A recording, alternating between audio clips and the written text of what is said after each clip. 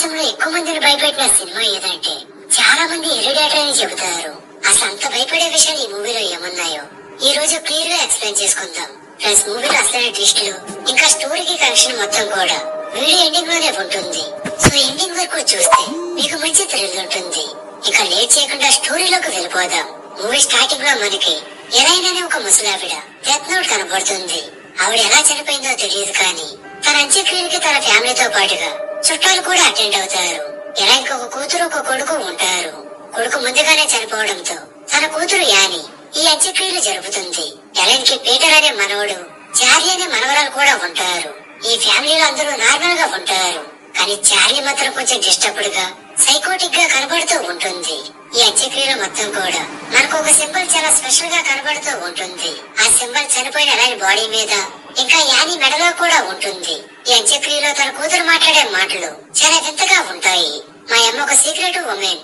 తన లైఫ్ లో తను చేసిన శుద్ర పూజలు ఇంకా తను కలిసిన ఫ్రెండ్స్ తన పద్ధతులంటే ఒక మాయలా ఉంటుందని యాని అక్కడ చెబుతుంది. అదే కార్యక్రమం అయ్యాక అందరూ ఇంటికి వెళ్ళిపోతారు. ఇంటికి వెళ్ళగానే యాని వాళ్ళ అమ్మ రాసిన ఒక లెటర్ ని చదువుతుంది. దానిలో యాని నేను బాధ పెట్టి ఉంటే సారీ, నువ్వు కోల్పోయిన వాటి గురించి ఆలోచించకు, చివరికి మన త్యాగాలకి గుర్తింపు లభిస్తుందని ఉంటుంది. ఇదంతా చూస్తుంటే ఎలైన్ లైఫ్ లో ఏదో డార్క్ సీక్రెట్ ఉందని మనకి క్లియర్ గా అర్థమవుతుంది. ఈ లోపు ఆ గదిలో నుంచి బయటికి వెళ్ళిన యానికి సడన్ గా ఆ గది మూలన చనిపోయిన వాళ్ళ అమ్మ ఆత్మ కనబడుతుంది. అది చూసిన యాని చాలా భయపడుతూ గదిలో లైట్స్ ని ఆన్ చేయగానే ఆ ఆత్మ మాయమైపోతుంది. తర్వాత రోజు చార్లీ స్కూల్ కి వెళ్ళిపోతుంది. అక్కడ చార్లీకి చనిపోయిన ఒక పక్షి కనబడుతుంది. వెంటనే తన దగ్గరున్న కత్తిని తీసుకొని ఆ పక్షి తలని కత్తిరించి మెల్లగా తన జోబులో వేసుకుంటుంది. ఈ సీన్ మొత్తం కూడా వెనకాల రోడ్డు మీద నుంచి ఒక అమ్మాయి గమనిస్తూ ఉంటుంది. ఆ రోజు ఈవినింగ్ అందరూ ఇంట్లో ఉన్న టైంలో సడన్ గా శ్మశానంలో ఉండే సెక్యూరిటీ నుంచి ఒక ఫోన్ కాల్ వస్తుంది. అందులో మీ అత్తయ్య గారి సమాధిని తవ్వి ఎవరో తన శవాన్ని మాయం చేశారని చెబుతారు. అది విని యాని వాళ్ళ హస్బెండ్ చాలా షాక్ అయిపోతాడు. కానీ ఆ విషయాన్ని యానికి చెప్పడు. ఈ లోపు ఇంట్లో చార్లీ ఒక గదిలో ఒంటరిగా కూర్చొని తను తీసుకొచ్చిన పక్షి తలకి ఏవో మాటలు చెబుతూ దానిని డెకరేట్ చేస్తూ ఉంటుంది. ఈ లోపు సడన్ గా గదిలో ఒక లైట్ కనపడి కిటికీలోంచి ఆ లైట్ మాయమైపోతుంది. చార్లీ వెంటనే కిటికీలోంచి బయటికి చూసి తను తీసుకొచ్చిన పక్షి తలను పట్టుకొని బయటికి నడుస్తూ ఉంటుంది. ఇదంతా చూస్తుంటే చార్లీ ఆ తలతో చేతబడి చేసినట్టు అనిపిస్తుంది. అప్పుడు చార్లీకి కొంచెం దూరంలో ఎవరో మంటల మధ్య కూర్చున్నట్టుగా కనిపిస్తుంది. అది చూడగానే చార్లీ నోటితో టక్ టక్ అని సౌండ్ చేస్తూ ఆ పక్షి తలను పట్టుకుంటుంది. ఈ లోపు వెనకాల నుంచి చార్లీ వాళ్ళ అమ్మ వచ్చి అదంతా చెడగొట్టేస్తుంది. బయట ఏం చేస్తున్నావు, ఇంటికి రాని తీసుకెళ్లిపోతుంది. లోపలికి వెళ్ళాక పీటర్ యానీతో అమ్మ నాకు స్కూల్ ఫ్రెండ్స్ తో వచ్చిన పార్టీ ఉంది, నాకు ఈ రోజు నీ కార్ కావాలని అడుగుతాడు. దానికి యానీ సరే నీకు కార్ ఇస్తాను, కానీ చార్లీని కూడా నీతో పాటు తీసుకెళ్లాలని అంటుంది. దాంతో కార్ కోసం పీటర్ చార్లీని పార్టీకి తీసుకెళ్తానంటాడు. వాళ్ళిద్దరూ పార్టీకి వెళ్తూ ఉంటారు. ఈ లోపు చార్లీ దారి మధ్యలో మళ్ళీ టక్ టక్ అని సౌండ్ చేయడం మొదలు పెడుతుంది. ఆ సౌండ్ చేసిన చోట ఒక స్తంభం ఉంటుంది. అంతేకాదు మన మూవీ స్టార్టింగ్ లో చూసిన సింబల్ బొమ్మ ఆ స్తంభం మీద చెక్కి ఉంటుంది. తర్వాత ఇద్దరు పార్టీకి వెళ్తారు. అక్కడ చార్లీ తనకు నచ్చిన చాక్లెట్ కేక్ ని తింటూ ఉంటుంది. ఈ లోపు సడన్ గా చార్లీకి ఊపిరాడడం కష్టమైపోతుంది. వెంటనే పీటర్ తో అన్నయ్య నా గొంతు ఊడి బయటకు వచ్చేసేలా ఉంది, తొందరగా ఇంటికి వెళ్ళిపోదామని అంటుంది. అప్పుడు పీటర్ కార్ ని స్పీడ్ గా తోలుతూ చార్లీని భయపడకని చెబుతాడు. కానీ చార్లీ ముఖం మొత్తం ఉబ్బిపోయి ఊపిరాడడం చాలా కష్టమైపోతుంది. ఆ బాధ తట్టుకోలేక చార్లీ తన తలని కార్ డోర్ లో నుంచి ఊపిరాడేలా బయటికి పెడుతుంది. ఈ లోపు ఒక్కసారిగా కార్ ని తోలుతున్న పీటర్ కి రోడ్డు మీద ఏదో అడ్డం వస్తుంది. దాంతో కార్ ని పక్కకి తిప్పుతాడు. ఆ పక్కనే ముందుగా చార్లీ మంత్రం వేసిన స్తంభం ఉంటుంది. ఒక్కసారిగా చార్లీ తన స్తంభానికి తగిలి తల తెగిపోతుంది. పీటర్ కి ఇంకేం చేయాలో తెలియక ఆ భయంతో నోటి నుంచి మాట కూడా రాక కార్ ని తోలుకుని ఇంటికి వెళ్లి పడుకుంటాడు. కొంచెం సేపటికి చార్లీ అమ్మా నాన్న తన బాడీని చూసి ఒక్క పెట్టి ఏడుస్తూ ఉంటారు. నేను కూడా చనిపోతానని యాని గట్టిగా ఏడుస్తూ ఉంటుంది. కానీ పీటర్ కి మాత్రం ఏడుపు రాదు. చార్లీ చనిపోక ముందు సైకోటిక్ గా ఉంటూ ఎలా అయితే బిహేవ్ చేసేదో ఇప్పుడు పీటర్ కూడా అలానే బిహేవ్ చేస్తూ ఉంటాడు. మరో పక్క దానికంటే ఘోరమైన సీన్ ఒకటి మనకి కనిపిస్తుంది. అదేంటంటే తెగిన చార్లీ తల రోడ్డు మీద పడి దాని చుట్టూ పురుగులు మోగుతూ ఉంటాయి. ఇక్కడ భయపెట్టడం అనే కాన్సెప్ట్ ని డైరెక్టర్ తన కెమెరా షాట్స్ లో చాలా ఘోరంగా చూపించాడు. తర్వాత కొన్ని రోజులకి అంతా నార్మల్ అయిపోతుంది.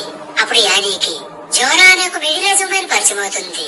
తను యానీ బాధను పంచుకొని తన లైఫ్ లో కూడా చాలా మందిని కోల్పోయానని చెబుతుంది. నీకు ఎప్పుడైనా మాట్లాడాలనిపిస్తే ఈ అడ్రస్ కి రమ్మని తన అడ్రస్ ని ఇస్తుంది. తర్వాత యానీ ఇంటికి వచ్చి చార్లీకి జరిగిన ఆ యాక్సిడెంట్ గుర్తు చేసుకుంటూ సేమ్ అలానే ఉన్న ఒక మైక్రో ఆర్ట్ ని డిజైన్ చేస్తుంది. అది చూసి తన హస్బెండ్ మళ్ళీ అదే విషయాన్ని గుర్తు చేసుకోకని చెప్పి భోజనానికి పిలుస్తాడు. ముగ్గురు భోజనం చేస్తూ ఉంటారు. ఈ లోపు సడన్ గా పీటర్ ఇంకా యానీలకి కోపం రావడం స్టార్ట్ అవుతుంది. చార్లీ చనిపోవడానికి నువ్వు కారణమని యానీ, కాదు నువ్వే కారణమని పీటర్ ఒకరి మీద ఒకరు పిచ్చిగా అరుస్తూ ఉంటారు. తర్వాత రోజు యానీ షాపింగ్ కి వెళ్తుంది. అక్కడ యానీ జోనాని చూస్తుంది. జోనా యానీతో నీకు ఒక విషయం చెప్పాలి. ఇది నీకు చాలా సిల్లీగా అనిపించొచ్చు, కానీ నన్ను నమ్ము, ఇది నిజమని అంటుంది. అదేంటంటే నేను ఒక కల్ట్ గ్రూప్ ని కలిశాను. వాళ్ళు నాకు చనిపోయిన నా మనవరాల ఆత్మతో మాట్లాడే ఛాన్స్ కల్పించారు. నేను నిజంగా చనిపోయిన నా మనవరాలతో మాట్లాడానని అంటుంది. యానీ మాత్రం అది విని నవ్వుకుంటూ ఉంటుంది. వెంటనే జోనా నువ్వు ఇప్పుడు ఖాళీ అయితే మా ఇంటికి రా, నీకు ప్రూఫ్ చూపిస్తానని యానీని తన ఇంటికి తీసుకెళ్తుంది. అక్కడ చీకట్లో ఒక కొవ్వొత్తిని వెలిగించి ఒక తిరగవేసిన గ్లాస్ మీద చేయి పెట్టి లూసీ అని తన మనవరాల్ని పిలుస్తుంది. కానీ అక్కడ ఏమీ వినపడదు. అప్పుడు జోనా ఒక పలక ఇంకా చాప్లేస్ ని తీసుకొచ్చి ఆ పళ్ళ మీద ఉంచి లూసీ నువ్వు ఇక్కడే ఉంటే ఈ పలక మీద ఏదైనా రాయని అంటుంది. అప్పుడు సడన్ గా లూసీ నేను ఇక్కడే ఉన్నానని ఆ పలక మీద రాస్తుంది. అది చూడగానే యానికి ఏడ్పాకుండా కన్నీరు వచ్చేస్తూ ఉంటాయి. నేను కూడా నా కూతురుతో మాట్లాడొచ్చా అని అడుగుతుంది. అప్పుడు జోనా నేను ఎలా అయితే నా మనవరాల వస్తువులను ఉపయోగించే తనతో మాట్లాడాను, నువ్వు కూడా అలాగే నీ కూతురికి సంబంధించిన వస్తువులు తెచ్చి మాట్లాడొచ్చని అంటుంది. ఇంకా రోజు రాత్రి యానీ ఇంటికి వెళ్లి పడుకుంటుంది. అప్పుడు అర్ధరాత్రి యానీకి తన పక్క మీద కొన్ని చీమలు కనపడతాయి. వెంటనే యానీ ఆ చీమలు ఎక్కడి నుంచి వచ్చాయా అని వాటిని ఫాలో అవుతూ వెళ్తుంది. అప్పుడే యానీకి ఆ చీమలన్నీ పీటర్ నోట్లోంచి రావడం చూసి యానీ చాలా గట్టిగా అరుస్తుంది. ఆ అరుపుకి పీటర్ నిద్రలోంచి లేచి ఎందుకమ్మా నన్ను భయపెడతావని అంటాడు. అప్పుడు ఇదంతా తన నిద్రలో నడుస్తూ కలకన్నాడని యానీ అర్థం చేసుకుంటుంది. తర్వాత పీటర్ ఇంకా తన హస్బెండ్ ని నిద్రలోంచి లేపి మీకు ఒకటి చూపిస్తారండి అని కిందకి తీసుకువెళ్తుంది. అక్కడ లైట్స్ అన్ని ఆర్పేసి ఒక కొవ్వొత్తిని వెలిగిస్తుంది. పక్కనే ఉన్న గ్లాస్ ని తిరిగేసి చార్లీ నువ్వు ఇక్కడే ఉన్నావని అడుగుతుంది. అది చూసి నీకేమైనా పిచ్చి పట్టిందా అని తన హస్బెండ్ కోప్పడతాడు. మరో పక్క పీటర్ ఏమో భయపడిపోతూ ఉంటాడు. ఈ లోపు సడన్ గా గ్లాసు కలుగుతుంది. ఆ చుట్టూ ఉన్న చీకట్లో అమ్మా అని ఒక మాట వినిపిస్తుంది. దాంతో పీటర్ ఏమవుతుందా అని ఉరుకుపోతూ ఉంటాడు. ఇంతలో యానీకి చార్లీ వాయిస్ కాకుండా చనిపోయిన తన అమ్మ ఎలాంటి వాయిస్ వినపడుతుంది. అక్కడంతా ఒక్కసారిగా గందరగోళంగా మారిపోతుంది. ఎంత చెప్పినా వినకుండా యానీ పిచ్చి పిచ్చిగా అరుస్తూ ఉంటుంది. అప్పుడు తన హస్బెండ్ వెళ్ళి ఆ రూమ్ లో లైట్స్ అన్ని ఆన్ చేసి యానీ ముఖం మీద వాటర్ ని కొడతాడు. అప్పుడు యానీ ఇక్కడ ఏమైందని రివర్స్ లో వేళ్ళని అడుగుతుంది. అంటే యానీకి ఏం జరిగిందో కూడా ఏమీ గుర్తుకు లేదు. తర్వాత రోజు పీటర్ నార్మల్ గా స్కూల్లో క్లాస్ వింటూ ఉంటాడు.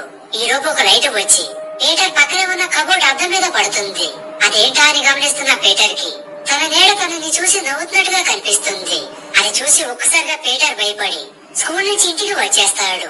పీటర్ కి యానీ అంటే భయం స్టార్ట్ అయ్యి తనతో మాట్లాడడానికి కూడా భయపడుతూ ఉంటాడు. అది చూసిన యానీకి తన మీద తనకే కోపం వచ్చి తను చేసిన మైక్రో ఆర్ట్స్ అన్నిటినీ పగలగొట్టేస్తుంది. అప్పటికే యానీ మైండ్ సైకలాజికల్ గా చాలా డిస్టర్బ్ అయిపోతుంది. ఈ లోపు పీటర్ తన రూమ్ లోకి వెళ్లి పడుకుంటాడు. కానీ ఆ రూమ్ పైన చార్లీ వేలాడుతున్నట్టుగా కనబడి నిద్రలోంచి లెగుస్తాడు. వెంటనే వెనకాల నుంచి 2 చేతులు వచ్చి పీటర్ తలని పీకేస్తూ ఉంటాయి. వెంటనే పీటర్ అరుపులు విని యానీ అక్కడికి వెళ్తుంది. కానీ పీటర్ నిద్రలోంచి లేచి యానీయే తన తలని పీకేస్తుందని అనుకుంటాడు.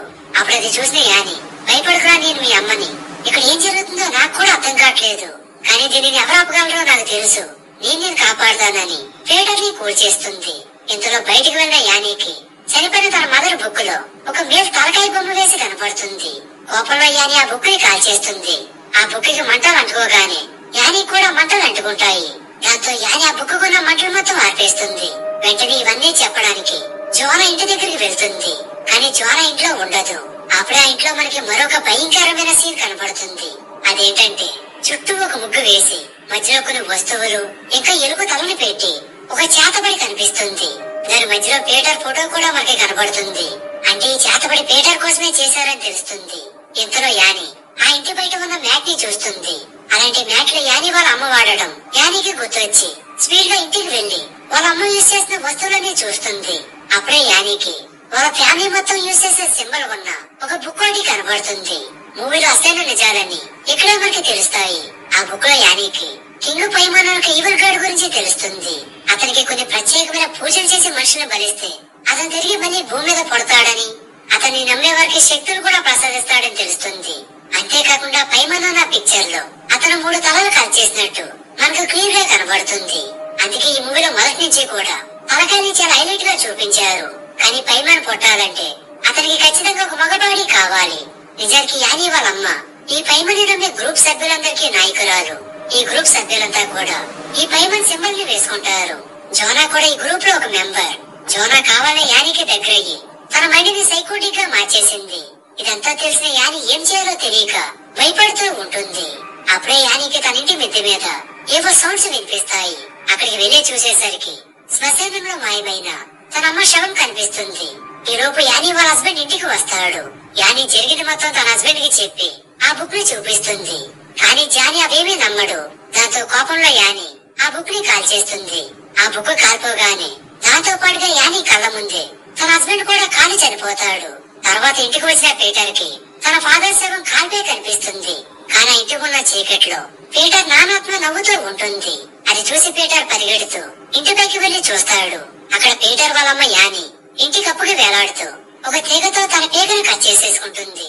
ఇదంతా చూసిన పీటర్ కి ఒక్కసారిగా పిచ్చి పట్టినట్టు అయిపోతుంది. వెంటనే కిటికీలోంచి బయటకు దూకేస్తాడు. అప్పుడు ఈ పైమన్ పూజలో భాగంగా చనిపోయిన ఆత్మలన్నీ ఒక దగ్గరికి చేరుకుంటాయి. సడన్ గా ఇదంతా చేసిన ఎలాంటి వాయిస్ పీటర్ కి వినబడుతుంది. అప్పుడు పీటర్ లోనికి పైమన్ ఆత్మ వచ్చేస్తుంది. కానీ ఎలైన్ పీటర్ ని చార్లీ అని పిలుస్తూ ఉంటుంది. ఇక్కడే మూవీలో ఇంకొక అసలు ట్విస్ట్ ఒకటి రివీల్ అవుతుంది. అదేంటంటే నిజానికి పైమన్ ఆత్మ ఎలైన్ చేసే పూజలకి చార్లీగా పుడుతుంది. చార్లీ అంటే ఎలైన్ కి చాలా ఇష్టం. కానీ పైమన్ శక్తులు పనిచేయాలంటే పైమన్ కు ఒక మెయిల్ బాడీ కావాలి. అందుకే ఎలైన్ చార్లీని కూడా బలిచ్చి మళ్ళీ పీటర్ బాడీలోకి పైమన్ గా ప్రవేశపెడుతుంది.